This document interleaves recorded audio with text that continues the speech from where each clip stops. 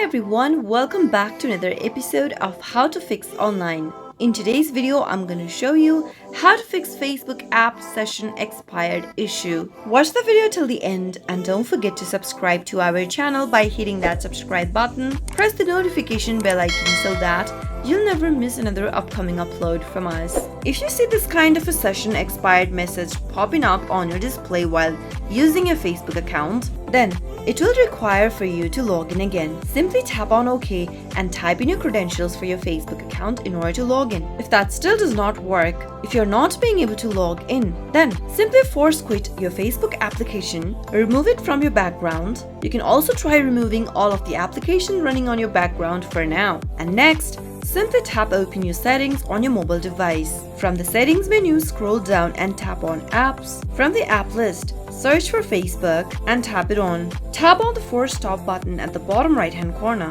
and tap on OK in the pop-up. Now, select storage button from the app info page and tap on clear cache at the bottom right. Once you clear out your cache data, launch open your Facebook application and see if that fixes the issue. If it does not, then the next thing to do is to check for Facebook app update for your mobile device. Tap open Play Store or your App Store and go to the search box at the top. Type in Facebook in the search box and perform your search. If you see an open button popping up right next to Facebook app, it means your application is already updated. If you see an update button, tap on that button to download the latest version of Facebook app on your mobile device. If that still does not work, simply try restarting your system. Press hold the power button and tap on restart from the options. Reboot your system and go back to Facebook app to see if that fixes the issue. Those were some of the fixes you could try whenever you're going through Facebook application session expired issue.